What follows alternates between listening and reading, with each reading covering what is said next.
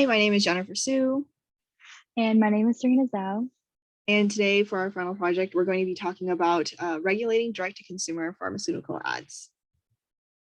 So in general, there's like two different ways that pharmaceuticals increase their profits. The first is through R&D, research and development, so manufacturing new drugs and improving on old drugs. And the second is through M&S, or marketing and sales. And essentially by improving the marketing of the drugs, the more people will buy that drug. And pharmaceutical companies actually focus on advertisements, and that's largely because of the low return that investing in R&D has compared to the high return in M&S. And actually, according to the Institute of Health and Socioeconomic Policy, of the top 100 pharmaceutical companies in 2015, only 11 companies spent more on R&D than on M&S. And you can see that reflected on the figure on the left as well. And so as a result, we've seen that direct-to-consumer advertising that markets prescription drugs directly to consumers through mass media has actually significantly increased over the past few years. In fact, from 1997 to 2016, it increased from $1.3 billion to $6 billion.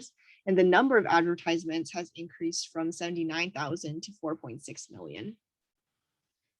The problem here is that direct-to-consumer advertising can have negative effects on patients. First, they can cause inappropriate prescribing and overuse of drugs. In fact, one study found that 60% of claims made in direct DTC ads from 2008 to 2010 had potentially misleading claims, omitted important information, exaggerated information, or expressed opinions. That can cause patient information and poor medical decisions. An example is opioid manufacturers like Purdue, Johnson & Johnson, have been sued in several cities and states in the US for exaggerating advertising on the benefits and safety of opioids. And that's contributed to the widespread use of opioids in the opioid epidemic. Second, DTC ads can also increase patient spending on drugs. From 2016 to 2018, drug manufacturers spent around $6 billion per year on DTC advertising, and nearly all of that spending was on brand name drugs, with 2/3 concentrated on just 39 drugs. So you can see that pharmaceutical companies are really trying to influence consumers in purchasing brand name as opposed to generic, cheaper drugs. And a study by the US Government Accountability Office found that DTC ads are correlated to increases in Medicare beneficiary use and consumer spending on advertised drugs. You can see in the figure that advertised drugs took up $324 billion in Medicare spending, while non-advertised only took up $236 billion. So before we dive into our specific policy proposal, it's noteworthy to figure out what regulation already exists out there. So currently, drug advertising in the US is governed by the FDA and also one specific act, the FDCA, Federal Food, Drug, and Cosmetics Act. So obviously, these can regulate some things and not other things. To go through them briefly, the FDA, FDCA can regulate, number one, advertising for prescription drugs and certain med devices. Number two, specifically risk communication within ads. So they're responsible for making sure that ads are detailing the right risks and ensuring that consumers are fully aware of why a drug should or should not be taken. Number three, the content of ads. And there are certain requirements and non-requirements in this realm. So required is obviously at least one approved use of the drug, the generic name of the drug, and also all risks of using the drug. However, what's worthwhile to note is that ads are not required to actually include how many people taking the drug will actually be held by it. So in other words, consumers viewing an ad don't actually know what the success rate of the drug is, only that the drug was built to treat a certain condition. And ads are also not required to include costs. So a lot of consumers are very surprised when they reach out to the provider about a drug and realize that the cost is much, much, much greater than they'd ever expected. The FDA and FDCA can also regulate the layout of ads. So they're in charge of making sure that the positives and negatives within an ad are well balanced out and neither overshadow the other. What the FDA, FDCA cannot regulate, however, is number one, how much drug companies actually spend on advertisement. And number two, the advertising of over-the-counter drugs. Number three, they cannot require pre-approval of ads before they're released to the public. In other words, the FDA actually sees ads as at the same time as the public does. It's just that when they see them and they realize that the ads are not up to par with their requirements, they reach out to the company and ask for them to take it back. So there's no pre-approval process, only a post-approval process, in other words. However, it's worthwhile to note that a lot of companies actually voluntarily seek advice from the FDA before releasing the ads, presumably to prevent these warning letters from being sent out and the hassle of having to withdraw an ad. So we know that there's several gaps in regulation that actually can be addressed. Next slide. So we're proposing a two-part solution to address number one, consumer misinformation, and number two, imbalanced company spending within the pharma drug industry. Number one, we're proposing that the FDA require pre-approval of consumer-facing pharmaceutical ads before they are released to the public and not after. And number two, that the FDA require more detailed information to be present on the ads.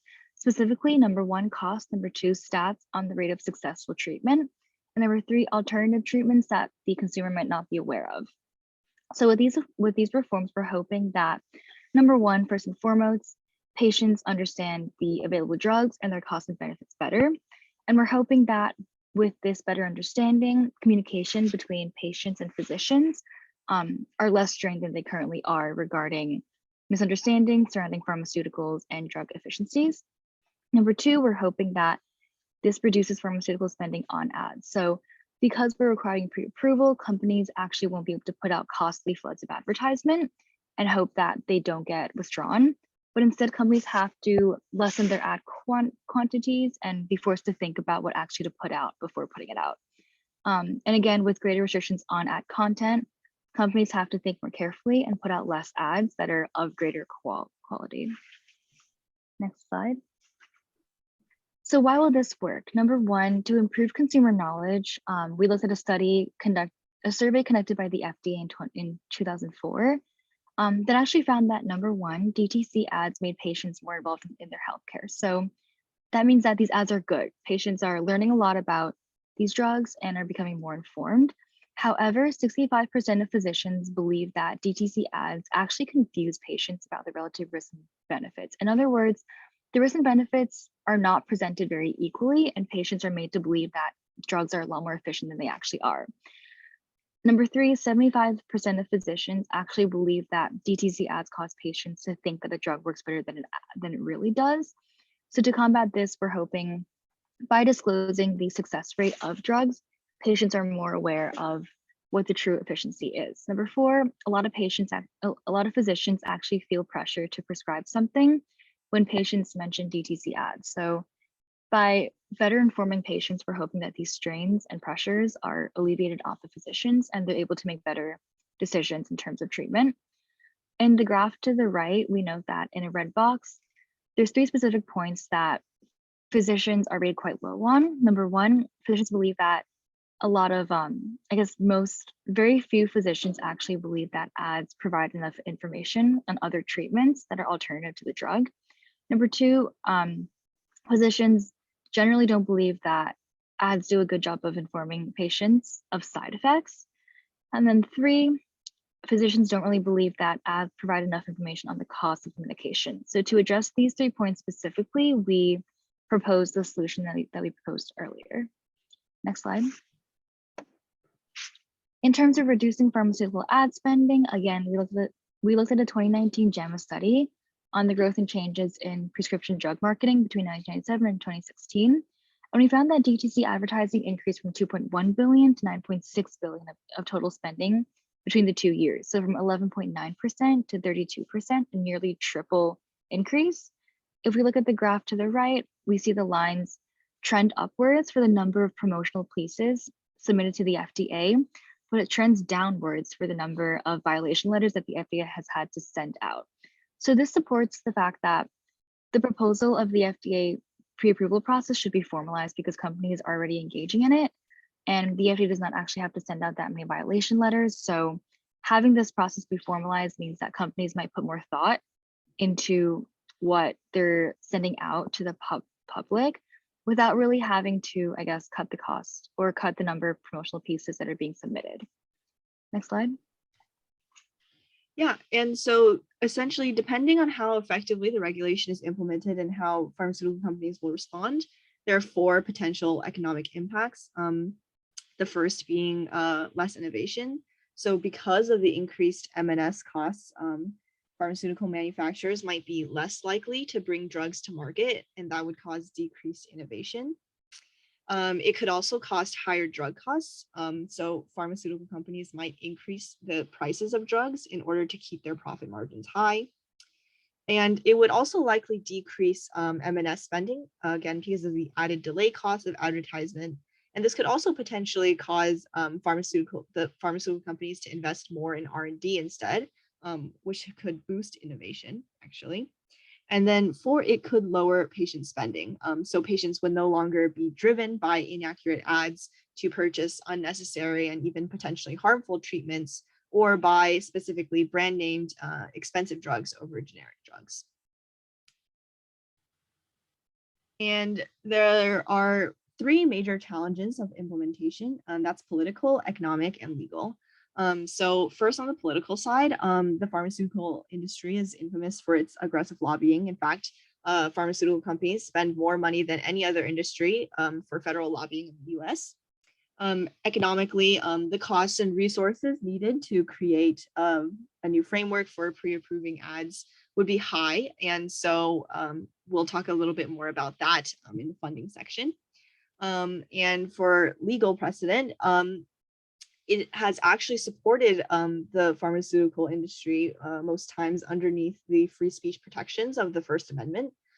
So in that sense, the FDA has not been able to strictly enforce ad regulations because of legal concerns that they would be sued by pharmaceutical companies. And in fact, one of the reasons that written warnings to manufacturers have decreased significantly over the past few years is likely because of the FDA being more wary of sending out these warning letters in the first place. However, now is actually a good time to overcome these challenges. In fact, public criticism of pharmaceutical companies and bipartisanism over proposed legislation has really changed the political landscape, and now like new reforms of the pharmaceutical industry have been introduced at the federal government at a greater rate than ever before.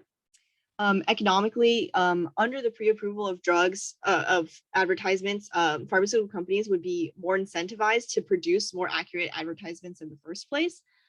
So it's likely that reviewers would need to spend less time reviewing ads, and that would help decrease costs in a way. And second, the costs of misleading advertisements, or the costs of misleading advertisements are far higher than the costs of getting these advertisements pre-approved. And then lastly, on the legal front, the First Amendment doesn't provide false or misleading, does not protect for false or misleading advertisements in the free speech clause. And expanding the role of the FDA to pre-approving DTC ads will give them more capacity to enforce regulations in the first place. So to briefly go through how we figured out funding regarding this legislation, we looked at several points in FDA budget and employment payment statistics. So the Center for Drug Evaluation and Research, which controls drug advertisement reviews, has a 1.85 billion budget for fiscal year 2022. And about 50% of the FDA's budget is provided by federal budget authorization. The remaining 45% is paid by industry user fees. And then additionally, in 2016, 97,000 ads were reviewed by the FDA. And so we upped this number to 100,000 ads, and just according to the number of pieces submitted in 2016 and what we assume would be a slight increase over time. And from this, we figured out the ad review costs and split this between the government and the industry. So we end up with the ad review will cost 1.9 billion for industry users and 2.3 billion for the government. The government fee should obviously be taken from existing budgets, and the first sum should be paid for by pharmaceutical companies. So an average of 19,000 per ad, and then specific amounts determined according to weight by ad lengths. So if the company submits an ad that's longer, they should obviously pay more for that ad to be reviewed. And this would be determined by the average ad length that comes in that year. And then here are references. Thank you.